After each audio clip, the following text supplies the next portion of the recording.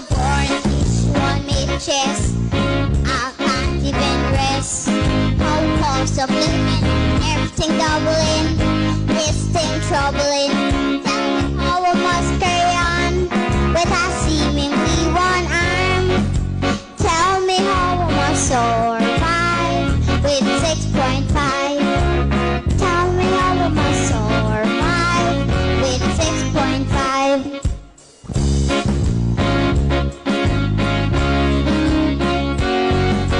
Tell me how I must survive with 6.5. Please tell me how I must survive with 6.5.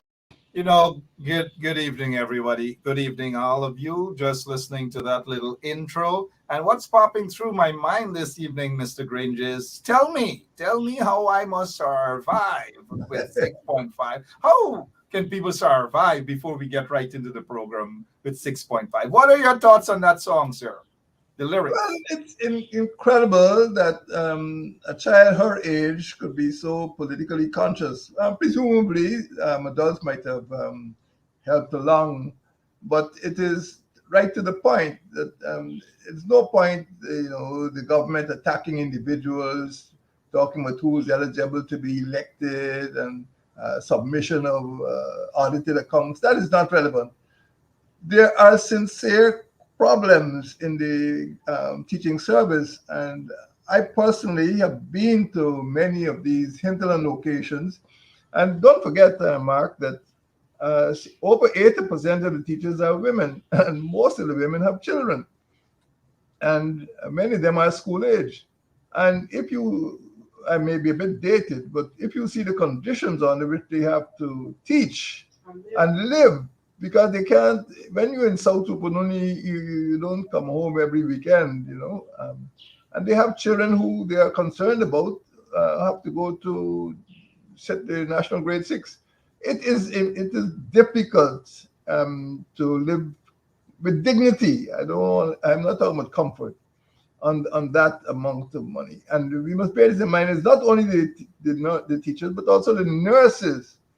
I've been in locations in which the policemen have been forced to, I would say, collaborate with minors because they don't have enough food. The accommodation is a mess. And, the rotting wood and leaking. The administration of those services, teaching service, the defense and police services, and the nursing, the health services, they're incredibly backward. And I think many of them are asking for the government to speak to them. The government can speak to sugar workers. The government can go into villages and say what it likes. Why can't the government sit down and speak to the elected legal representatives of those major bodies, the GPSU particularly, and the GTU? That is the problem. So it is not a question of, not having enough money. It's not having the will to sit down and treat people with dignity. But if some of those ministers spent one night in the teachers' quarters in places like Awariwana, Ishalton, and Karasabai, I think they'll change their attitude. If they overnighted at some police station, police have over 8 dozen police stations. Let them spend a night there. They say, oh, we can't have policemen living like this. We can't have civil servants living like this. We can't have teachers and nurses living like this. But I think the government is removed from reality. And it's not a question of 6.5 is important. I agree that they need more. But at the same time, people need to be treated with respect. And what we've seen over the last few weeks is that the government shows little inclination to respect those 3 huge bodies of state employees: teaching profession and nursing profession, and the security forces. It's a real tragedy. It's a governmental tragedy, in 2024 that they can't. Governmental tragedy indeed, 2024. President David Arthur Granger with us this evening on AWI, Anansi Web Education. We just quickly give our opinions as it pertains to the 6.5, that song from that brave little girl talking about the school system. And since you mentioned the shabby system of some of the schools all across the country, this one here caught my surprise, please.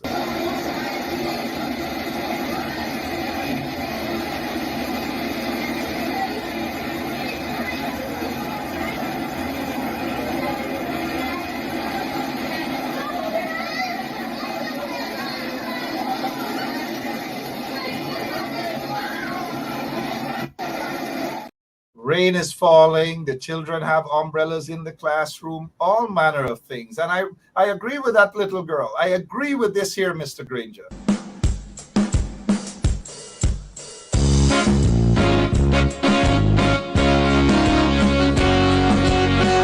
me how we must survive with 6.5. Please tell me how we must survive with 6.5.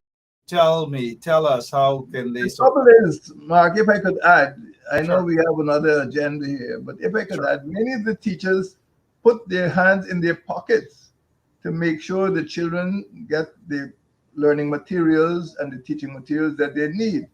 So if they don't get enough from the ministry or from the government or from the region, teachers care so much about their students that they go into their pockets. That is one of the reasons why the teachers must be more comfortable.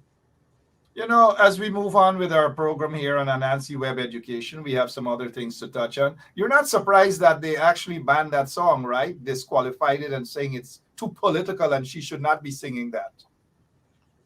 There are a few things in the PPP's, 74-year career that would surprise me. A few things indeed. Good evening to all of you who have now joined us. President Granger with us as we move on with today's program, Anansi Web Education. Thanks for sharing the link, guys. I know it's been a hectic week with the protests, the teachers' strike, and so forth. Kudos to the teachers all across Guyana.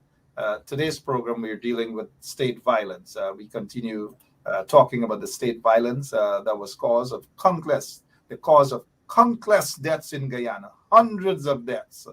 The PBPC administration failed to prevent to protect lives and to preserve law and order during the Troubles. Several massacres, that is, the murder of 4 or more victims, that's the definition of massacres, in one place, within one event, reflected a disregard for human life and rights. Present-day cultural, domestic, economic, gang, school, sexual, and verbal violence is a consequence of massacres during the struggle. And that's what we will be touching on today. It takes me to our first question, President Granger. Who perpetrated massacres during the Troubles? Mark, that's a big question. Only one man claims to know. And I remember at the funeral rites for the deceased head of the presidential secretariat, he made an announcement stating that we will go to the grave with his secrets. But only one man seems to know who perpetrated the massacres in Bartica or Lindo Creek or elsewhere. But the public doesn't know. But what I do know is that several forces were operating at that time. Certainly, the police, especially the TSS, the Tactical Squad, the Special Squad. People know it as the Black Clothes Squad. That was one very important force that was involved in massacres. And I think that they were present at the shooting of Lyndon London in 2000. They were present at the shooting of Antoine Houston and others. They were present at the shooting of Shaka Blair in his home in April 2002. But the TSS was certainly a major participant in the killings. Luckily and thankfully, they have been the squad has been disbanded. The other group, of course, is the GDF, and the GDF ought not normally to be called in law enforcement duties. But if you look at what was happening in some villages, the police were never deployed in those villages. The police were um, almost afraid to go into some of those areas.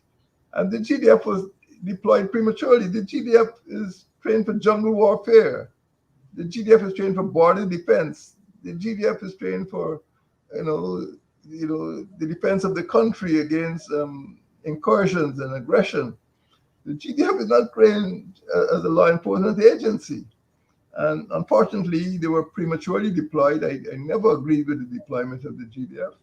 And I think it led to some serious problems inside the GDF. Um, and many GDF officers were purged. And I think the GDF got a bad name from being prematurely involved in those in the suppression of the troubles.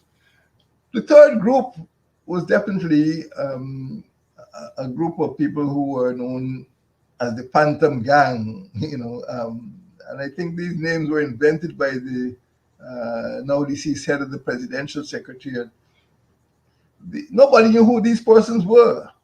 Um, some businessmen seem to have been involved. Some people still serving seem to have been involved. They were not uniformed. They are not properly accredited as law enforcement operations. They just went out and, duck shoot. They're just killing people at night, And sometimes they will get a clue. The police will publish a list of wanted men, and a day or two later, many of those wanted men will end up dead. Who these phantoms were, I don't know. And how they were recruited, who authorized them to do what they did, I don't know. What we do know is that one person got fed up with the killings, a certain person named Bacchus, and as a result, he talked too much. And I think there was another person who talked too much, Kizarki or something like that. And in that line of work, you have to observe the code of silence. But that was the third group, along with the police, TSS, and the GDF, and the Phantom squads. And obviously, there were several Phantom squads which could operate at different locations. And we don't know, for example, in the Lindo Creek massacre, people seem to have come from all around, and I think you'd be surprised to know the names of the people who were present there. Unfortunately, the findings of the Lindo Creek operation were inconclusive, and we still don't know at the end of it, who committed those terrible massacres. And of course, they were the bandits, and they were ruthless killers. There's no apology. There was no intellect. There was no, justification for the actions. And I don't think any right-thinking person would support what they did. Quite clearly, some young persons who I think might have been referred to in popular literature as the Taliban, some of them should have been at school, were involved in, they were almost boy soldiers to be involved in the killings. So I would say there were at least four gangs, one coming from the police, one coming from the army, one coming from, when I say the army, I mean there were some elements. It wasn't the whole army. And in the police force, some elements of the police force, not the entire police force. And unfortunately, because so many police were killed in retaliation, I mean, the whole police force was blamed for the killings. And the fourth group was the bandits. Again, the most notorious was the gang led by Feynman, but there might have been other splinters. It wasn't a single mass of persons, but we know that there were many robberies by the Feynman gang, and eventually he was killed. Skinny Charles from Agricola was killed, but nobody knows for sure because there has been so little investigation at the time. And right now, most of those cases were cold cases. And don't ask the police for evidence because the police have not, or the government, the DPP, the judiciary, the magistracy, never conducted coroner's inquest And all we can say is that we know people ended up dead, but we don't know the rhyme or reason. So I would say, in answer to your question, who perpetrated the massacres? Army, police, the bandits, and the phantoms. You probably had elements of narco traffickers and other people who used the opportunity to settle scores. For example, um, I believe towards the end of the Troubles, we had a killing in Arimo Back Dam, which was probably related to gold and diamond business. And, so they didn't have a single cause. These gangs just emerged because when the police went in, they just killed. All we know is that the police had an operation at Arimo Back Dam and they killed. And then there was another operation in Cummings Lodge, which 4 people were killed. So we don't know the motivation, and we know at least the police admitted that they did the killing, but they described the victims as wanted men, as suspects. For example, the GDF operation at Blackbush Polder, there were no, they killed all the bandits, which is normally impossible. If even a shootout, some people would be injured. Even if you kill many of them, somebody must be injured. To kill every suspect um, sounds to me like murder. But that is what happened during the troubles. And It was lots more happened. Lots and lots more. But like you said, that individual who claimed that he is going to go to his grave with everything, the secrets of a nation, killing, massacres. We have to wonder why. And the person is Jack Deere, who said that he's going to go to his grave, that Luncheon has gone to his grave with secrets. And why? The question, why is it that they are carrying these secrets on serious matters such as massacres? You mentioned a name earlier, Mr. Granger, Mark Kazurki. This is Mark Kazurki.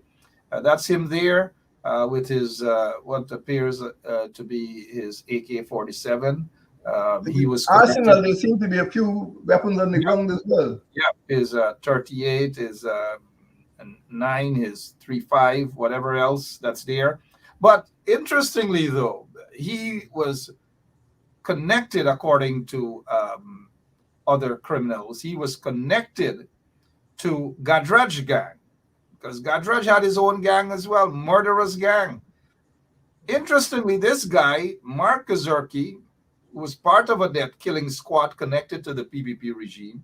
He was seen in the company of Jack Deere at State House, at a function at State House. Kazurki was right there, right there.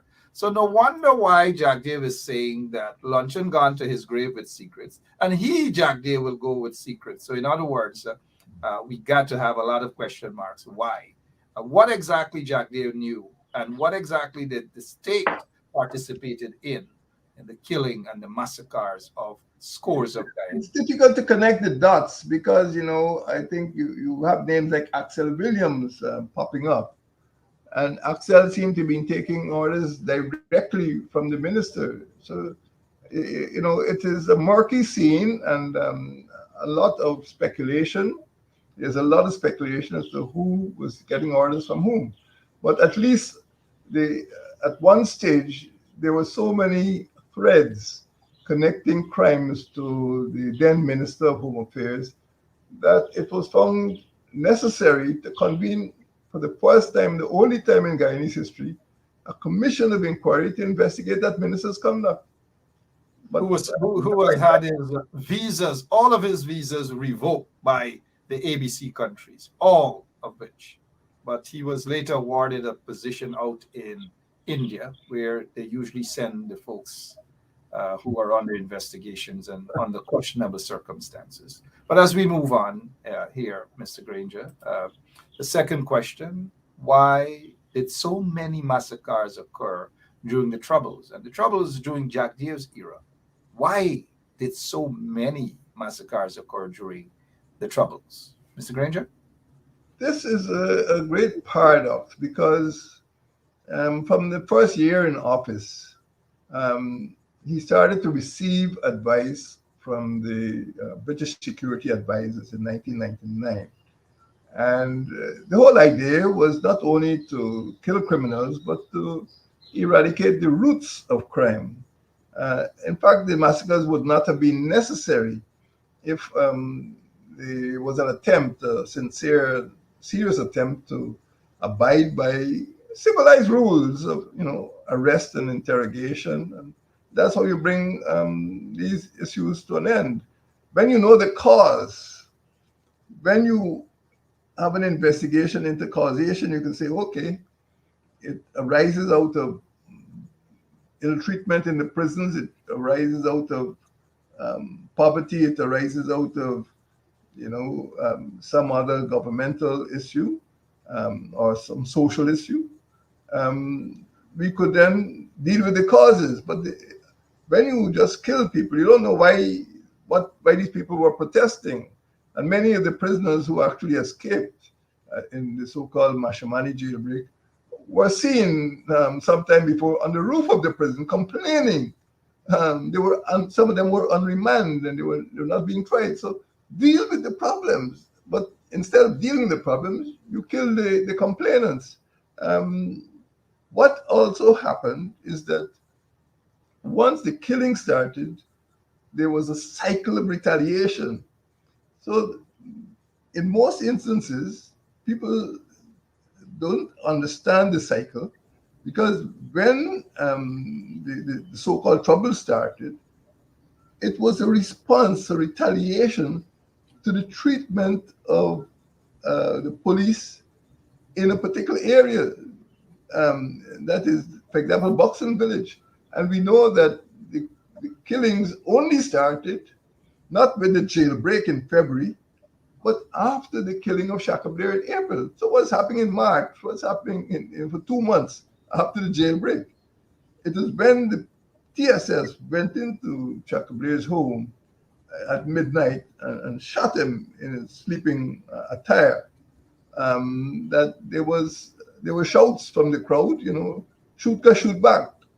And I think after that we saw retaliation. So when the killing started, there was a cycle of retaliation. And that is why over 2 dozen policemen were killed in retaliation. So once people perceived that the police were killing innocent persons, other persons became crusaders on behalf of the victims and started to kill the police. And when the cycle started, they convinced themselves that if they were ever caught, they would not be given a fair trial. So they realized that they were all going to be killed. And when a man realizes he's going to be killed, well, it fixes his mind. It fixes his mind. It says, it's kill or be killed. And they spared no quarter. And it became more ruthless. So I attribute this number of massacres to the fact that there was this cycle of retaliation. And the cycle could not be broken as long as the police kept that TSS in existence and they continued to tolerate the phantom gangs and the vigilante groups to operate. So it wasn't a two-sided conflict. Nobody was quite sure how many units were involved in the killings. And putting the GDF into the fray, made things worse. Putting the entire police force into the fray made things worse. And at any given time, there are just too many guns. There are just too many people going around the country with guns, and guns in the hands of young people. And unfortunately, a lot of innocent people would have died. And massacres continued because the mentality of not taking prisoners, started to affect normal police operations. Up to now, even though I was president at the time that the Commission of Inquiry into the Lindo Creek killings was convened, I cannot fathom why it was necessary for 8 persons to die. The allegations that Pine Man or Pine Man gang, are silly. Because Feynman never really bothered to burn bodies and to dispose of evidence. He was a killer, and that's the long and short of Feynman's career. But the fact is that somebody took the trouble to burn these 8 bodies and to try to remove traces suggests that it was not Feynman. Feynman doesn't have the time to go into all these funeral niceties.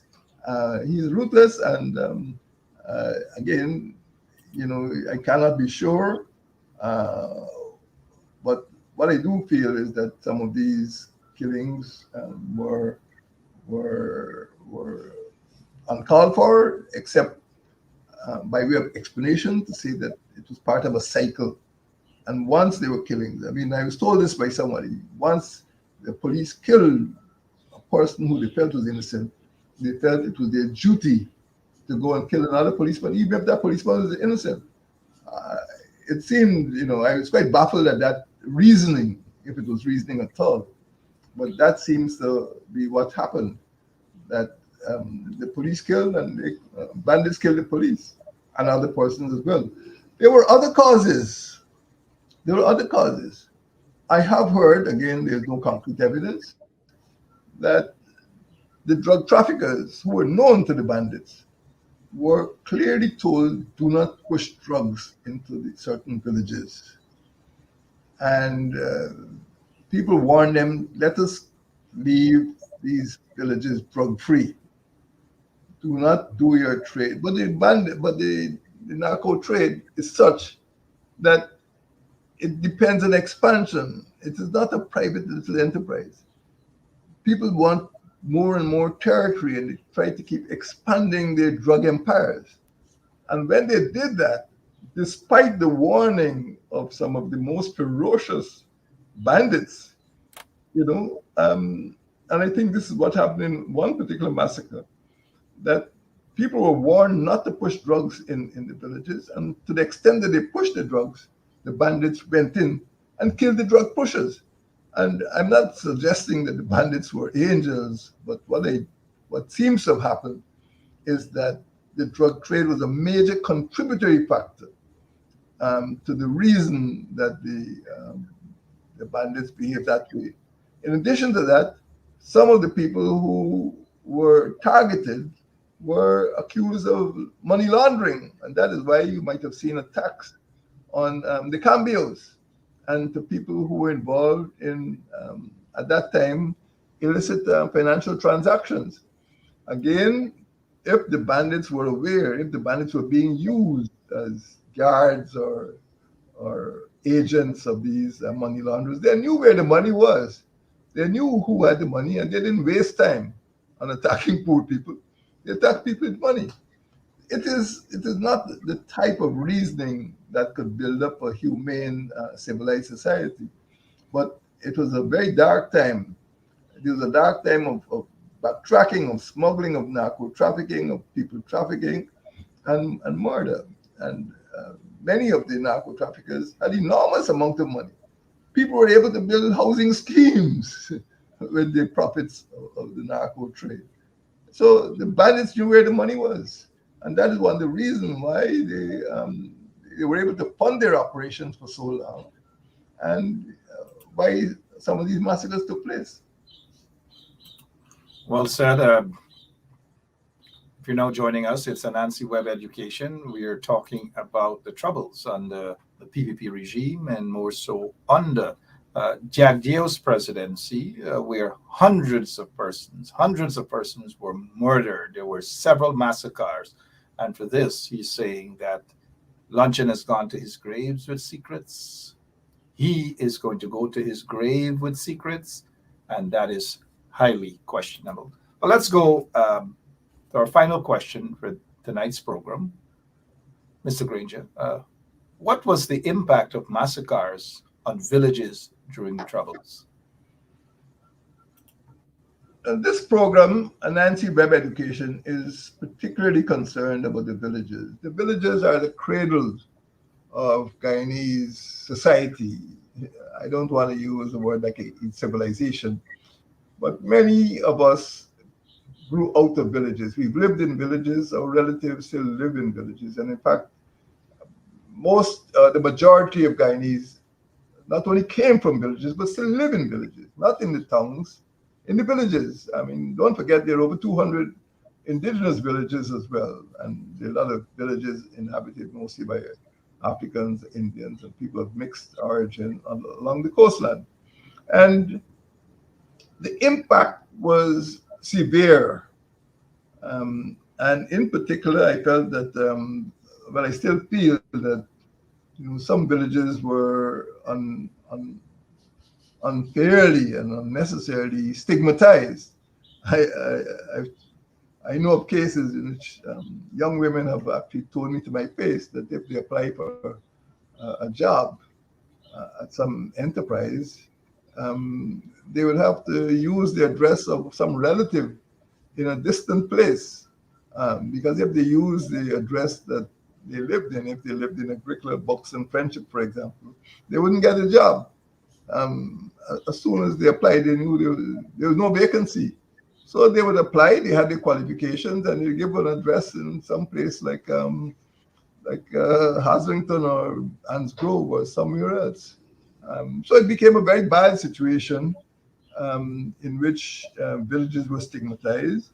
So the impact was that many of the police operations were conducted in the villages, and people were arrested.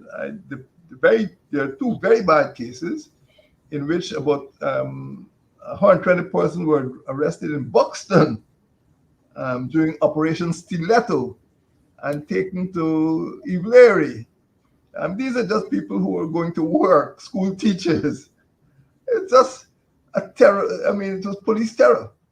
And taken to Ivlery, where they were documented and fingerprinted and photographed as if they had a record, and then released without charge.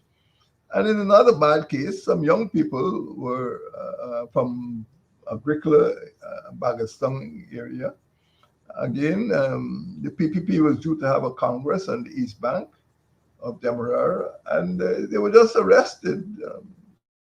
One mother sent her son to get something at the mall, mall near the bridge, and he didn't come back. And on Emancipation Day, the 1st of August, this is 12 dozen young people were simply arrested and held overnight. You can imagine what's going into their minds if they were treated like that, simply because they came from a particular part of the East Bank or a particular part of the East Coast. So the impact of the massacres was very significant because indirectly, the reaction of the PPP administration and the police was to, apart from killing, was to arrest people from villages which associated with those killings. So the massacres did not only have the impact or the effect of murdering human beings, it also had the effect of stigmatizing whole communities. Up to now, those communities have been stigmatized, and the way they're treated, you can't erase the damage of the troubles by giving people a few black bags, a few hampers. Their farms were destroyed, their reputations were destroyed, their livelihood was destroyed, their relatives were destroyed. And people don't take these things seriously. They feel they can just move on as if, it was just like some change in the weather. But the damage has lasted for a very long time and will continue to last for a very long time. So I would say that apart from the deaths, apart from the damage, apart from the stigmatization, is the actual demoralization of people, not only the young people, but even the older people who feel that they were just being treated as if they were, aliens, and they were sent from some faraway place to subvert the Guyana government. But it has been a social and political and economic disaster for those villages. That was the impact of the massacres. Of course, those persons, those young persons who were just, 4 or 5 years old, 20 years ago, are now 25 years old. And they remember the bullets in the night. They remember the fires and the shootings and the killings and the police driving through the villages and the arbitrary arrests. It was really a great social tragedy for the villages, particularly back on the East Coast during this period. A lot of harm was done. I'm not excusing the bandits.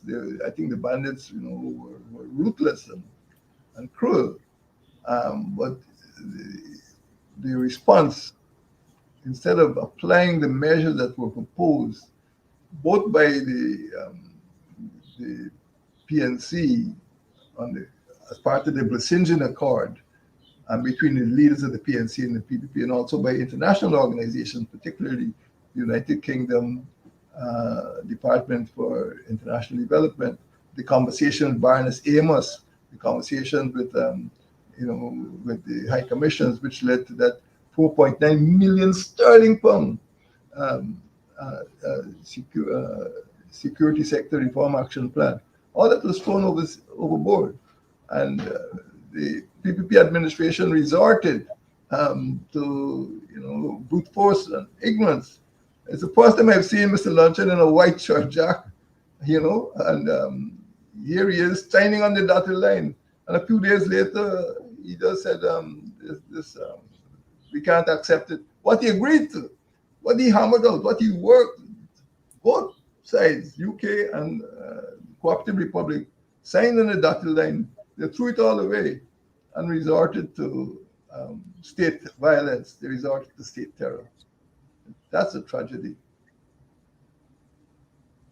A tragedy indeed. Answering all the final question there, what was the impact of the massacres? And then the first questions dealt with who perpetrated massacres during the Troubles. Maybe Jack there can respond to that, since he seems to have a lot of secrets he claims. Who knows? Then the next question we dealt with, why did so many massacres occur during the Troubles? We started off, of course, by letting you know tonight's program dealt highlights of state violence, which, of course, was the cause of countless deaths in Guyana, hundreds upon hundreds of deaths. The PBPC administration failed. This is important to repeat. The PBPC administration failed to prevent violence, to protect lives, and to preserve law and order during the Troubles. Unfortunately, we're seeing signs of the same in 2024.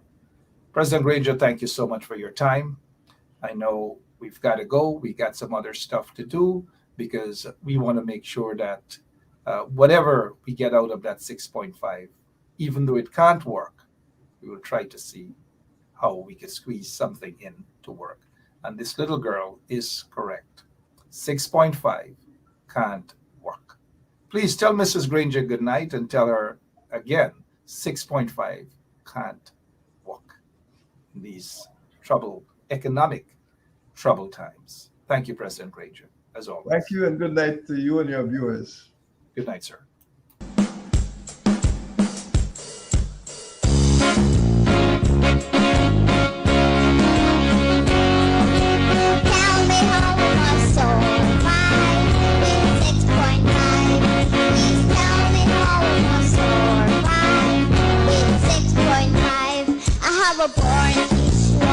Chest, I can't even rest. No cost of living, everything doubling, this thing troubling.